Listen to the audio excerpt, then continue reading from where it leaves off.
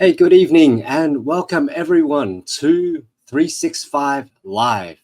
My name is Gary and I'll be your host for tonight's live session. So 365 Live is a platform where we educate the public on cancer and encourage a cancer prevention lifestyle. So whenever you see this logo here on the screen, you'll know that 365 Cancer Prevention Society is currently having a live broadcast. Quick reminder that all the information shared at the event tonight by the speaker by 365 CPS are for general information only, and it is subject to changes. So do consult your doctor for your own personalized and detailed medical advice. All right, without further ado, we're here for a reason. It is my absolute pleasure to introduce tonight's speaker. Dr. To Chi Kyung is a medical oncologist from Curie Oncology. His subspecialties are in thoracic oncology and includes lung cancers, thymic cancers, genitourinary oncology like prostate, kidney, bladder, and testicular cancers, as well as head and neck cancers. Tonight, he's going to be sharing on the topic of prostate cancer. So as always, if you have any questions throughout the presentation, please post it in the chat and we will definitely get to it at the Q&A session at the end. And so without further ado, I'd love to introduce Dr. To onto the stage, please. Hello. Hi, Gary. Hey, thanks for being here and willing to share all your information as well. I heard that, men, I'm a bit scared. It's among, prostate cancer is among the most common cancer. Is that right for men? Yes, it has, the incidence of prostate cancer has risen to the top spot among men. Yeah. I see. That's not good. And so there are screenings and things. I mean, I was talking about screenings earlier. So there are screenings as well Yes. for prostate cancer? Yes, there is. I'll elaborate this later on my talk. Yeah. Okay, as to perfect. what to do. Yeah. What to do about it. All right, fantastic. So I'll hand the time over to you, Dr. To. Thank you. Hi. Hi, everyone. Yeah, thanks for being here on a Saturday evening. My talk today will be on prostate cancer. So there'll be mainly a few things that I'll talk about. Firstly, I'll talk about the epidemiology of prostate cancer, then the signs and symptoms of prostate cancer, and the third one will be the treatment. And lastly, I'll talk about screening of prostate cancer.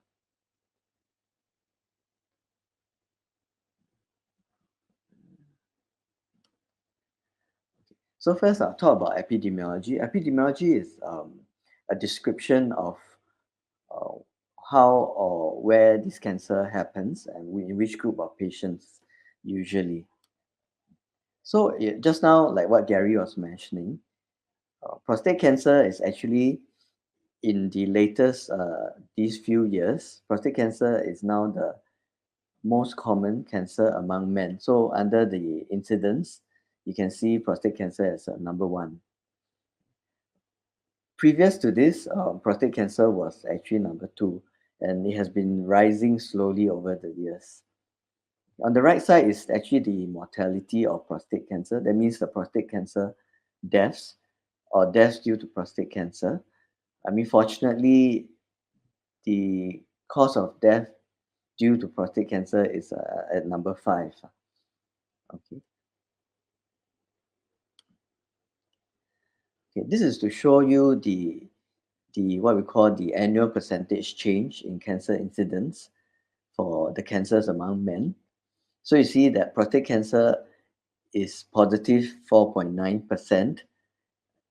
It means that among all the cancers, it's the one that has been rising consistently, the most positive change over the past few years. Okay, this next slide is also to show you in terms of the incidence of prostate cancer over the years. So you can see from 1970 to 2021, the graph that shows the slope that goes on the solid blue line is the age standardized incidence rate, and you can see that it's rising quite steeply over the years. There are actually a few reasons for this. Partly is because our population is growing towards a more elderly population, and also because PSA's check or PSA's blood test is done quite frequently among Singaporeans. So that actually increases the detection of prostate cancer. Okay. This table is just to show you in terms of the age group. If you divide the patients to 50 to 59 on the top, then 60 to 69, 70 to 79, and then more than 80 years old, you can see that prostate cancer is most common between the age group of 60 to 80. So it started to rise at about 50 years old, then it's the highest among 60 to 80. And after 80 years old, then prostate cancer becomes the second commonest cancer after lung cancer. Okay, that's it. Actually, prostate cancer is still commoner among Caucasians. So I just show you this paper, which is quite long ago.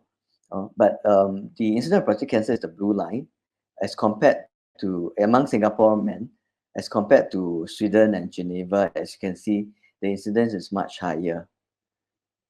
Okay, but of course now in 2022, 2023, the blue line has gone higher as well, but not as high as the Caucasian men.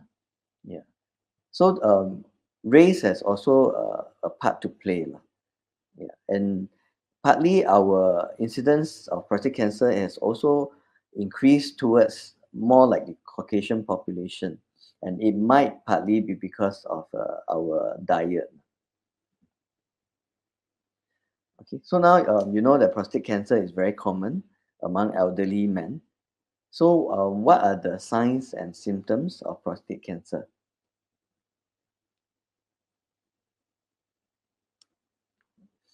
Okay, so usually how does a patient present? Okay, I'm just to explain to you. Okay, so a patient can present and find out that they have prostate cancer and yet be asymptomatic. That means they actually detected prostate cancer through checking their blood PSA level. So because in US, PSA screening was very common, so the patients in the US as well as some parts of Europe, they are usually asymptomatic. Okay. Then another group of patients actually present or found out that they have prostate cancer incidentally. That means they actually were diagnosed to have benign prostatic hypertrophy, the what we call BPH, which is very common among elderly men. Then in when you are treating for the BPH, then they found out that they got prostate cancer. Okay, and the third one is when the patient are symptomatic, means that they present with the cancer symptoms. Yeah, and this is more common in Singapore as well as Southeast Asia because PSA screening was not as common to pick up the prostate cancer when they are asymptomatic. Okay, these are some old papers, but just to illustrate, like for example, this is a paper from US. If you look at the patients who present when the cancer has spread, or what we call distant metastasis, it's about 6%. But another paper which is done on Singapore Chinese, okay, the the percentage of prostate cancer that present with stage 4 is about 19%. So what I'm trying to show you is that the patients present with stage 4 prostate cancer more commonly if PSA screening, PSA blood test is not done so frequently.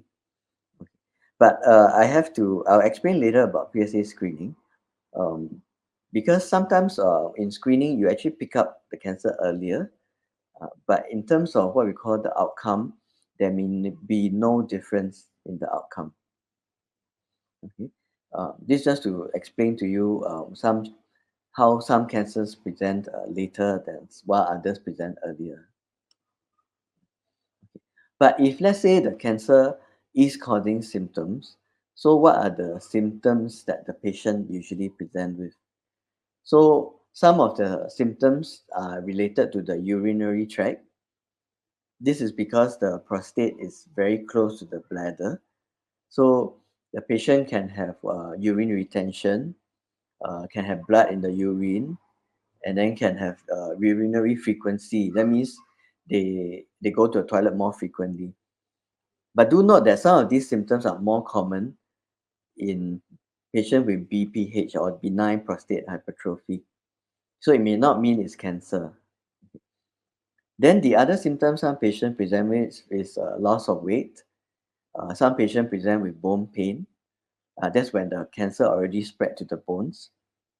Or they can present with leg weakness because the cancer spread to the spinal cord area. Or they can present with leg swelling because the cancer has affected the lymph nodes around the lower abdomen. Okay, so these are the symptoms that the patient do present with. Okay, this is a slide to show a scan of a patient with prostate cancer. This is a PET scan, but if you look at the middle, the areas where there are black spots are actually the cancer spread. And if you look on the right, this is prostate area. So you can see the prostate is quite bright. So that's where the cancer starts from. So this scan is to look for evidence of any spread of the cancer. Okay. So the next part I'll talk about is treatment. So the treatment and screening, I will talk a little bit more. Okay. So for treatment, um, we usually divide the cancer into what we call localized disease or locally advanced disease. That means the cancer has not spread. Okay, then the other group of patients will be where the cancer has spread out of the prostate and the region around the prostate. So they call it stage 4 or metastatic cancer. So if you have cancer that is discovered when it's localized or locally advanced, then the treatment will be curative. That means we aim to cure the cancer. Hopefully the cancer doesn't come back again. But unfortunately, if let's say cancer has already spread and it's called metastatic disease, the treatment is palliative. When you hear palliative, it means that it's actually just means that it's opposite of curative. When you treat the cancer, you are controlling the cancer, and patients still live a normal life as you control the cancer. It doesn't mean that you are not treating the patient. I mean, what we're talking about is the aim. Yeah. So a lot of patients have stage 4 cancers, but they actually go on with their lives as normal as possible, and you don't even know that they have stage 4 cancers if they don't tell you. So briefly, if the prostate cancer is discovered when it's localized, for example, the diagram on the left, okay, the top sort of a red part or orange is actually the bladder. The prostate cancer sits below the bladder, so you can see the prostate is there. So surgery is actually one of the main treatment for localized prostate cancer. That means you just do a surgery and remove the prostate. And you see that after surgery, there's no more prostate, the bladder is still there, and the urinary system is intact. So this is surgery. Surgery for localized disease. Okay. The other option is actually radiotherapy, which is shown on the right side. Radiation therapy uses a machine. So a patient will lie like going for a CT scan, and the machine will shoot the rays or radiation at the prostate area. So nowadays there are certain machines that can do very precise radiation. Um, so what happens is the patient will go through this radiation, and this radiation will kill the prostate cancer cells inside the prostate. So the patient does not undergo anesthesia or undergo the risk of anesthesia. So surgery and radiation therapy are very effective for localized prostate cancer. Each have their pros and cons.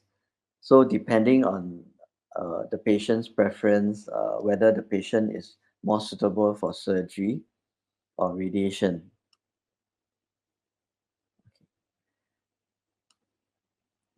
Then I'll talk about the stage 4 prostate cancer because it's quite common.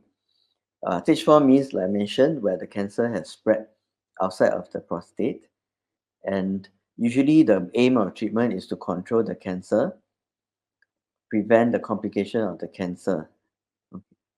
The treatment is actually not curative, okay, but we can control the cancer as long as we can, and the patients can live a normal life.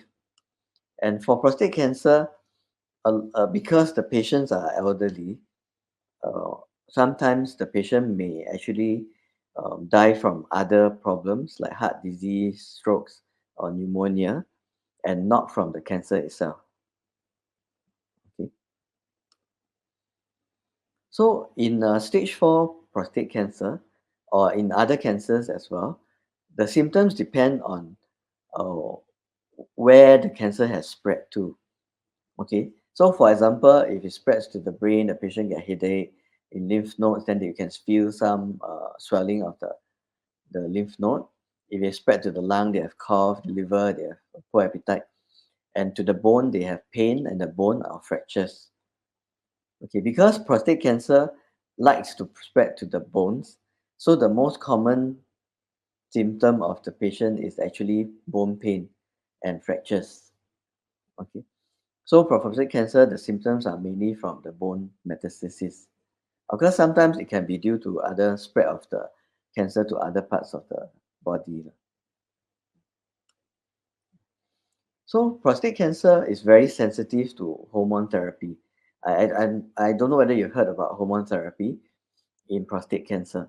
Okay, so what happens is prostate cancer, they grow, they are stimulated to grow with the male hormones, testosterone. Okay. So when a patient is first diagnosed with prostate cancer, the cancer cells are sensitive to the male hormones. That means they're stimulated by male hormones. So the treatment, what we call hormonal therapy, is to lower the male hormone level, and the cancer will shrink and go to sleep. It's very effective for prostate cancer. The response rate is it can say up to 80-90%. Okay. The thing is, this hormone therapy helps the cancer shrink and control it, but eventually the cancer can become resistant to this method of treatment. That means they still grow despite the low hormone level. So that's why they have this state called castration resistant prostate cancer. So in a male patient, where are the sources of testosterone? 90% is from the testes. The small percentage is from adrenal glands, which are glands above the kidney, and then from prostate cancer cells. So, in order to treat the prostate cancer, we shut down the production. So, we have to stop the source from producing. That's why you hear the hormonal therapy is also called androgen deprivation therapy. That means you deprive the body of androgen. Androgen is a male hormone. Okay, so we often call it ADT. Okay. So of course, the fastest way the fastest way is actually to do what I call surgical castration. That means you do a surgery to remove both the testes called bilateral orchiectomy. So this surgery is to remove both testes and is very effective. After you remove it, the testosterone level will drop very quickly within a day to castrate level. That means very, very low. So this treatment was very commonly done years ago. Okay, the pros of this treatment is that you just do it one time, one surgery, and then that's it. You don't have to continue to take this medicine. Okay, of course, the downside is that this is irreversible. and there may be a psychological effect on the patient because you remove the testes. Some people may feel not so manly, okay, but it doesn't really cause that. Yeah. Okay. Then along the way, years ago, medication came about. So we call it medical castration. That means this medicine can actually take the place of surgery, surgical castration.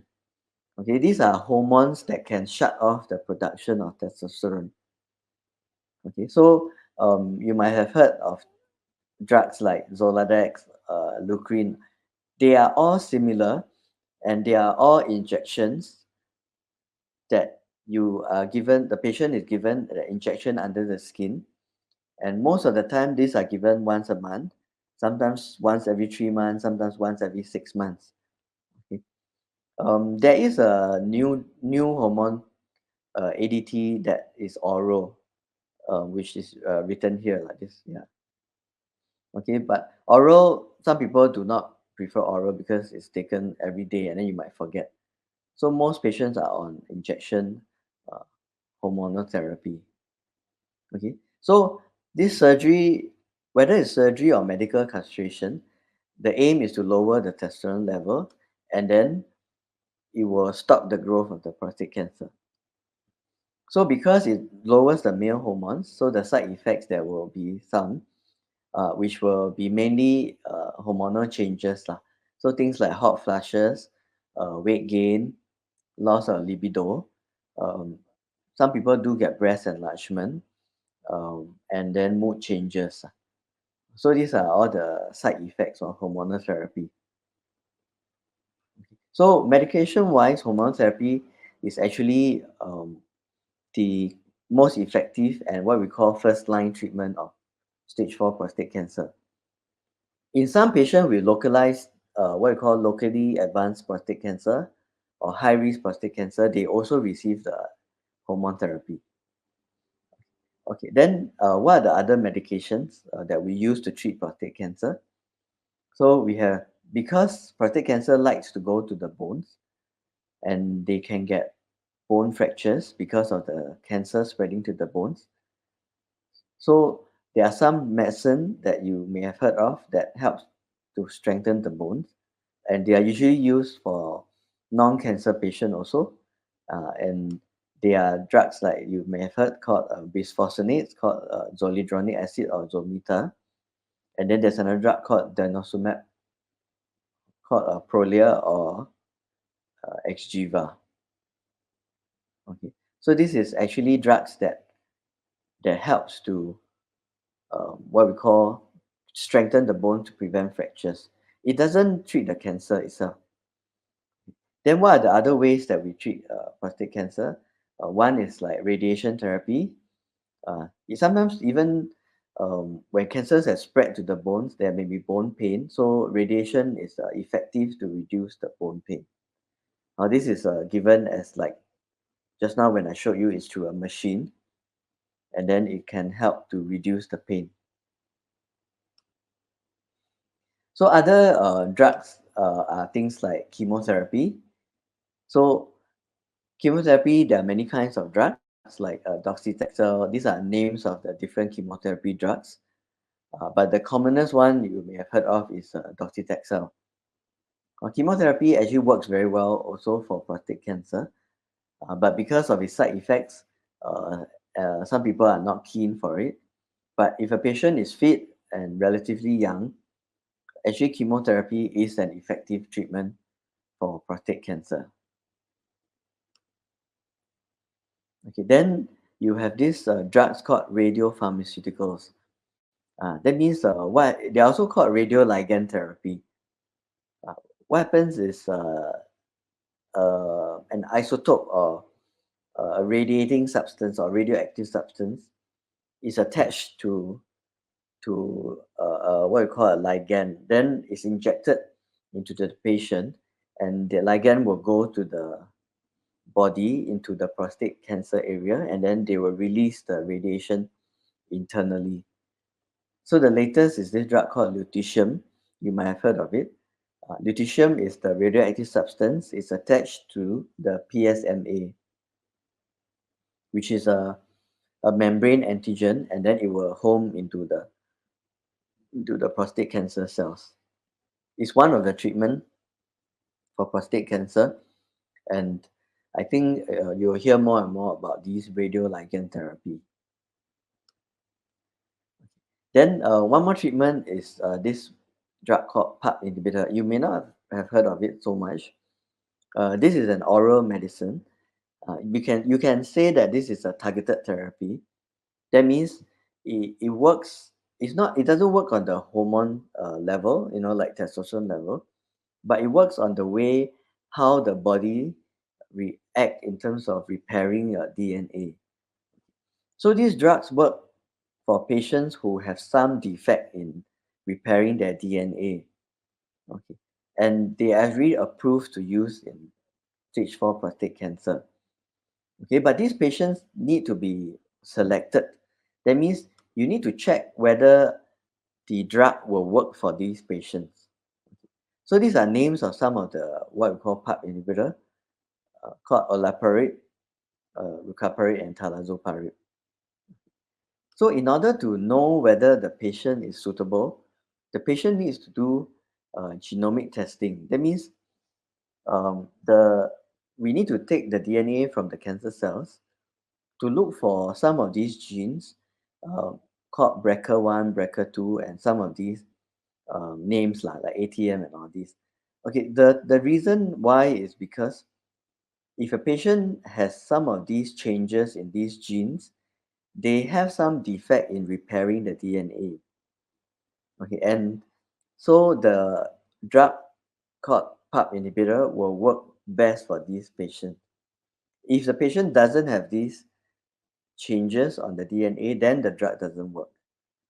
So this is an option for the patient with the prostate cancer. Then the last group of patient is last group of drug is this drug called immunotherapy. I'm sure you heard of it. Immunotherapy is discussed in many um, forums and all that. So, but unfortunately, immunotherapy does not work in most patients with prostate cancer. Okay, but it works in patients where the prostate cancer has some of these changes. Okay, these changes are also sort of what we call, you can say they are gene changes.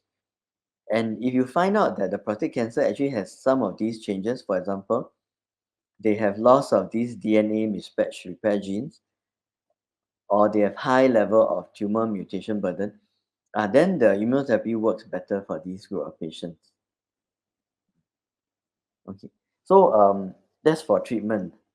Okay, then the last part now I'm going through is actually screening.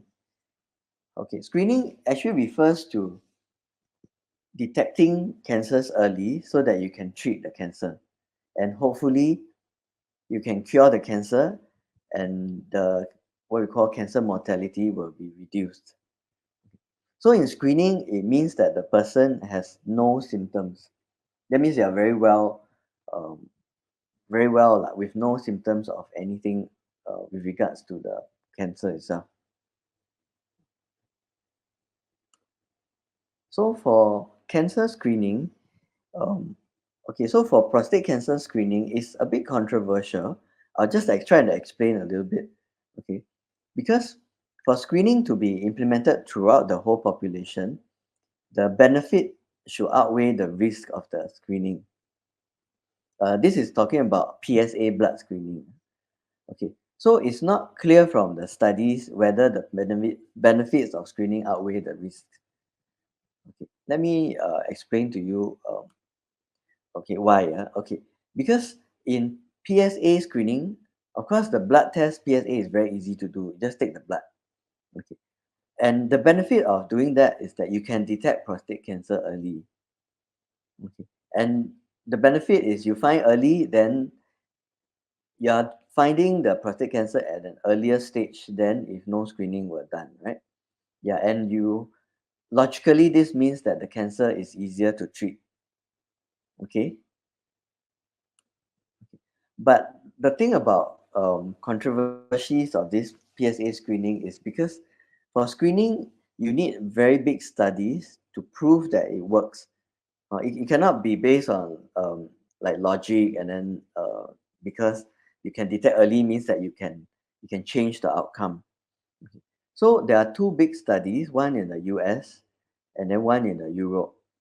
So the US study shows that the annual screening, that means every year, if you do PSA and DRE is a digital rectal examination. That means when the doctor put the finger into the rectum to check the prostate, okay, they did detect more prostate cancers than in the men not screened.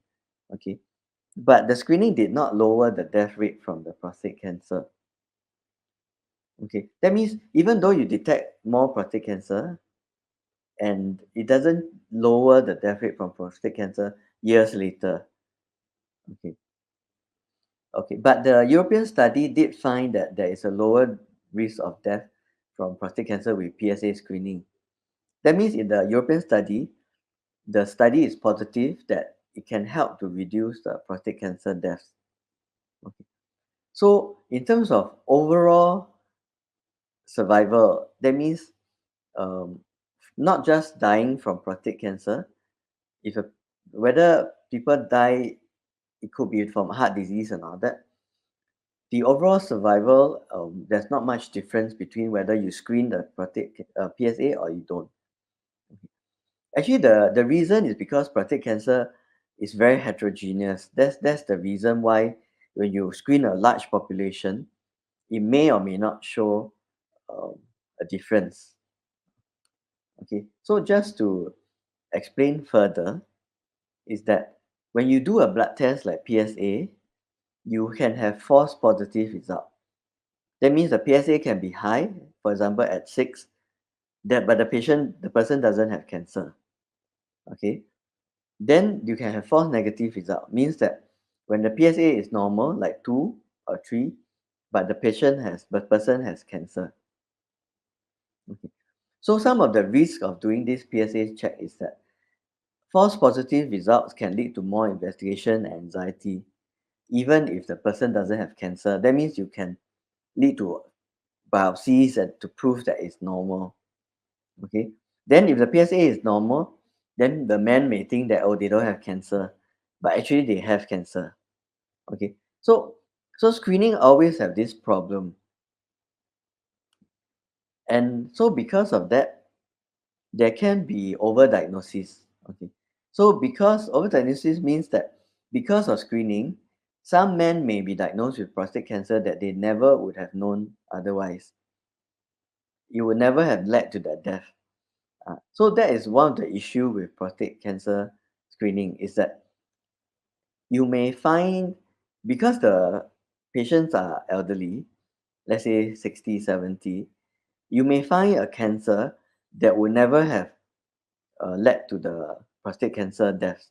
That means you find the cancer, but if you have not found it, the patient would have died at 80 years old from heart disease.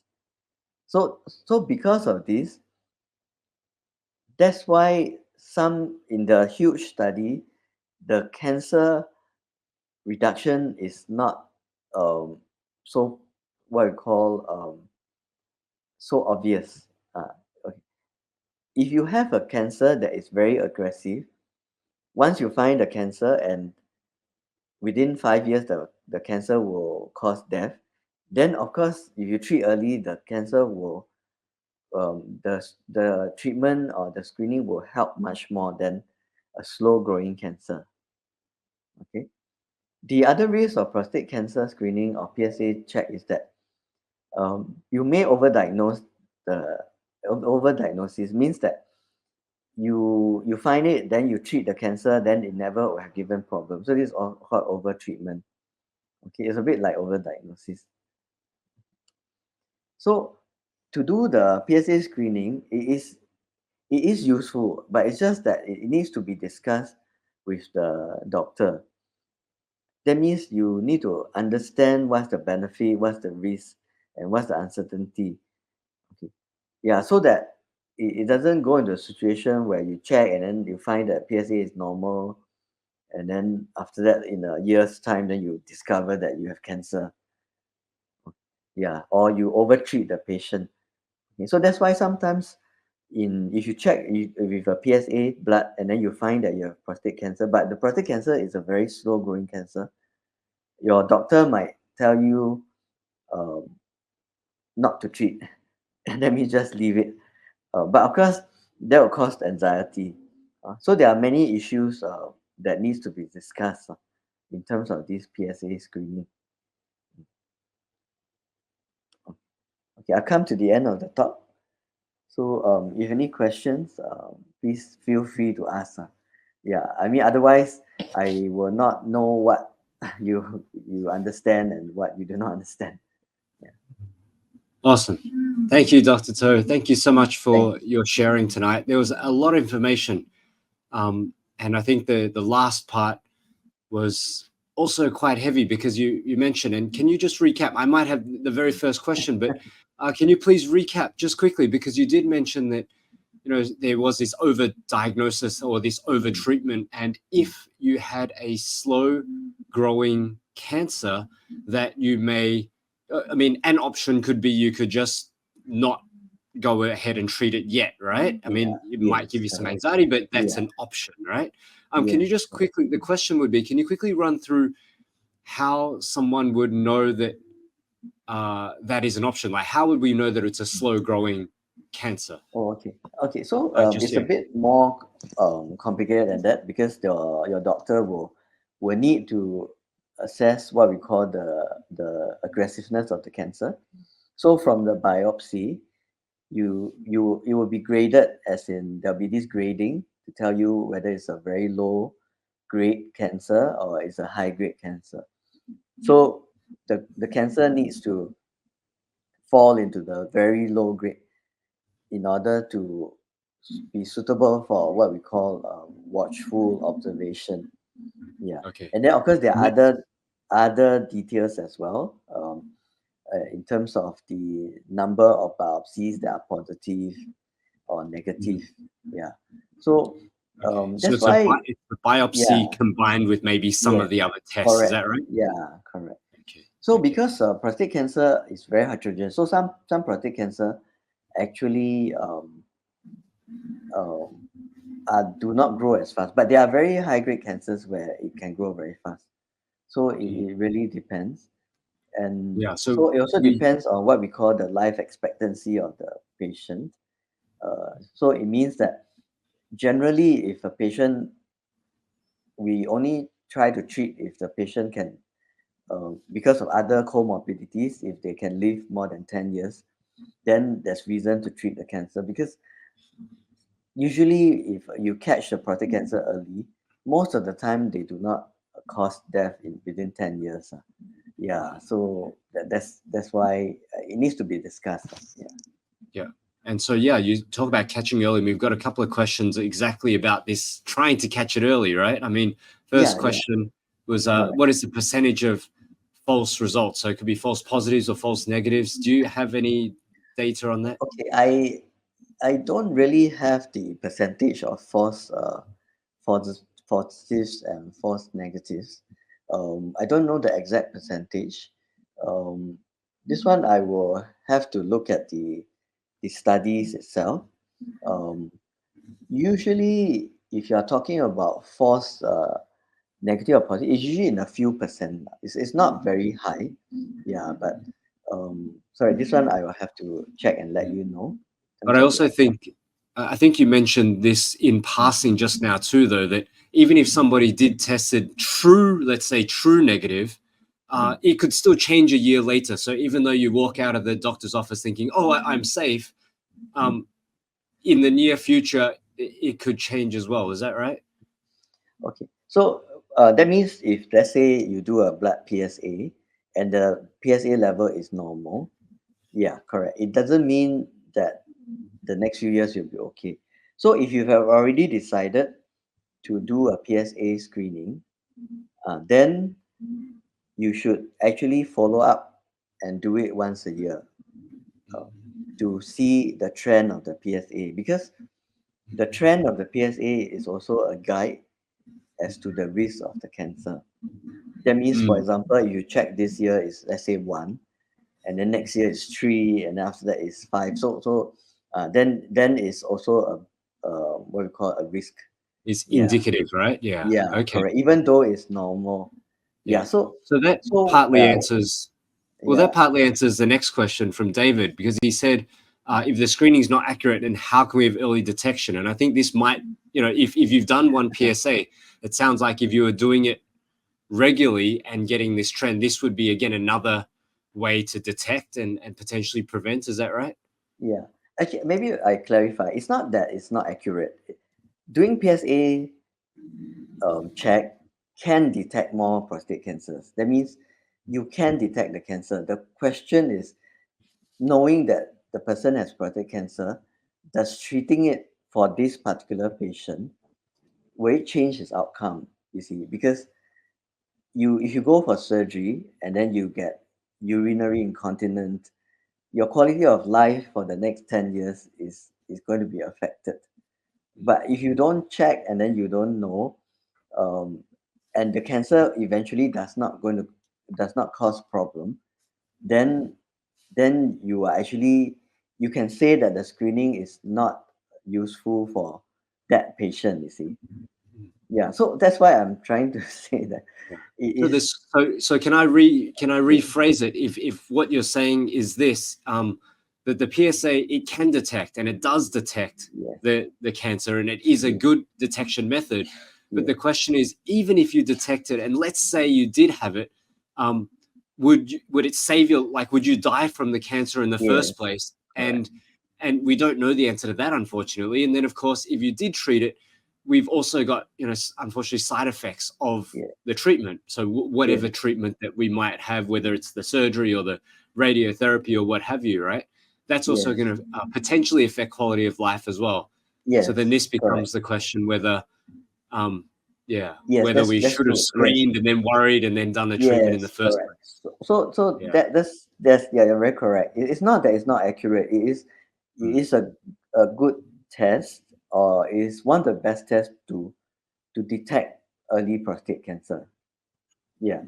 But it is because there are many other factors that come in that determine what happens after you're diagnosed with the prostate cancer.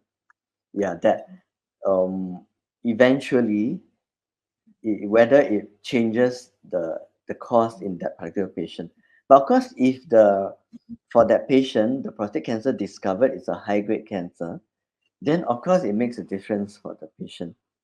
Yeah, so what I'm trying to say is that you need to know why you are doing this, what we call, you have to understand and informed consent, and it's not like you just go to the lab and then just give your blood, and then after that just wait. Not just a Whether it's checkbox. and then as long as within normal, nobody calls you, and then you just think that you have no cancer, cancer is very screening is actually a more complicated thing than just to send off your bloods to the lab. Okay, so on that, do you recommend individuals with a family history of prostate cancer with maybe higher risk factors to take this PSA test? And is that yearly to track the trend, as you mentioned earlier? Yes. So okay. So when you talk about PSA screening, it is for a general population. These studies are for everybody. Okay, but when you become into a group of a higher risk, for example, if you have a family history, your father has prostate cancer, then you are a bit different. Okay, because your risk is already higher. Then yes, you should do the PSA screening. Yeah, annually, and then understand what your risk. Yeah. So this is different. Yeah, correct. Okay. And so the follow-up question to that is, just to reiterate again, David's just checking. So the screening may show it's normal, but in fact there's prostate cancer. That's not so accurate. Is that right? Yes, it can happen, but the percentage is quite small. That means because when you want to confirm that you have cancer, is this thing called biopsy. So that means in the prostate, you take pieces, tissue out. Yeah, and sometimes the sampling may not sample the area. Okay, but nowadays there are very sensitive techniques where they can, if let's say the doctor feels that the risk is quite high, then they can do an MRI, and then they try and what we call focus on the MRI lesions, and then biopsy the what we call suspicious lesion. Then the chance of a false negative is very low. Yeah, Mm. so these are then it's a bit different now. Then that means you have to understand what type of test you need to do, and this one must be discussed with the doctor lah. Yeah. Yeah. And so, yeah, just to reiterate as well, because after hearing all of this, it sounds like, the PSA is a preliminary, maybe a starting test. But after the PSA, whatever the result might be, that will also determine what the next steps are. And it's not definitive, the PSA, but in conjunction maybe with the biopsy, with maybe other tests or an ultrasound Yeah. or something, then you will really get the so-called diagnosis. Is that right? Yes, correct. Yeah, Okay, because cool. like PSA screening actually is because it's very easy to do, right? Just send your blood.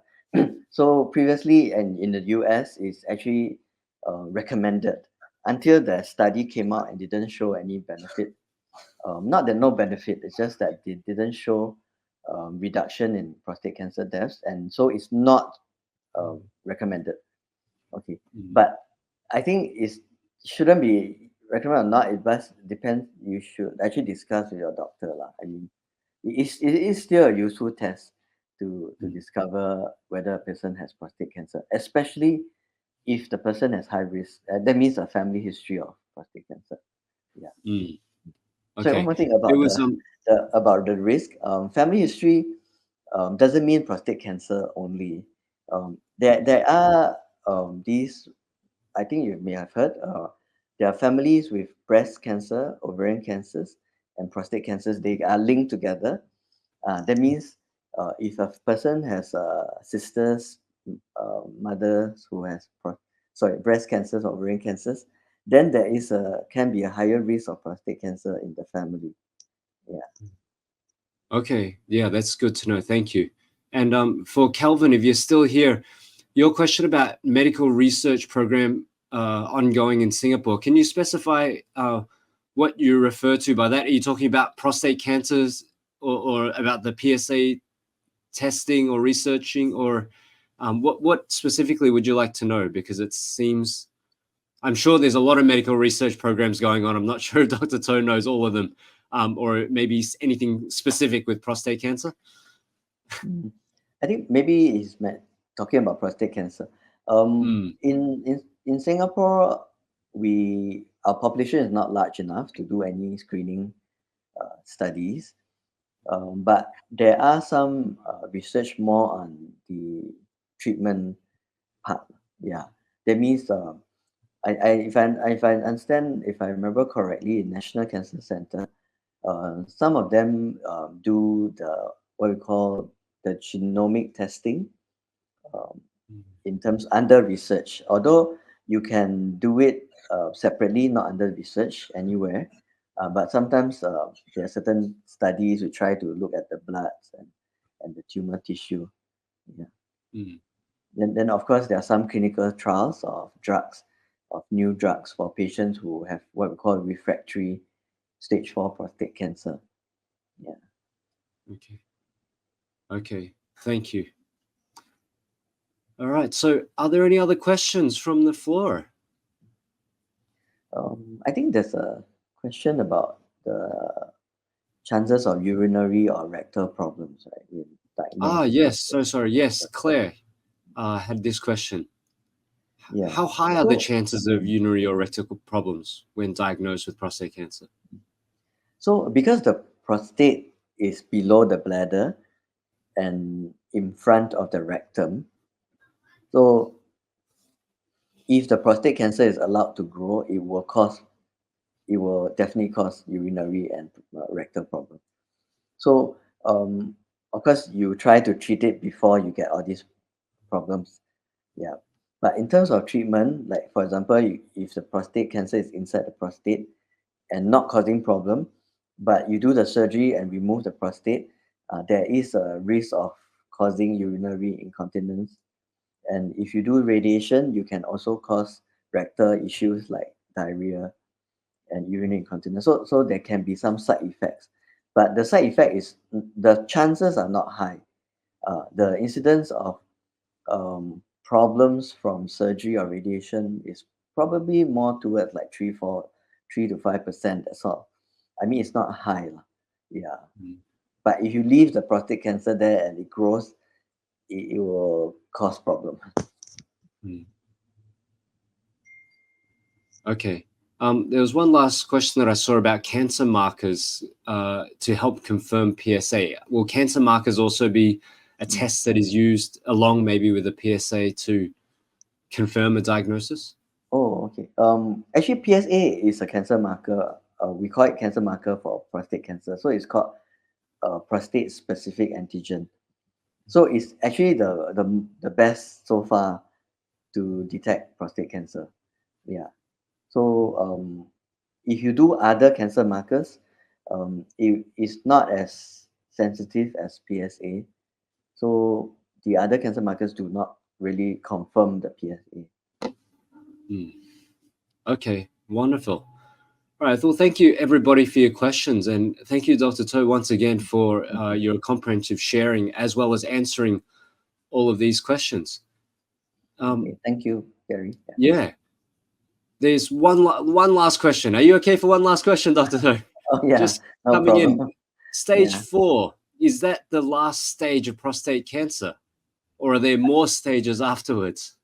Oh, it is the last stage for prostate cancer. Yeah, so stage 1, 2, 3, and 4. Yeah. Okay. All right. Well, thank you so much once again for your time, Dr. To, and for answering all the questions, including the last one.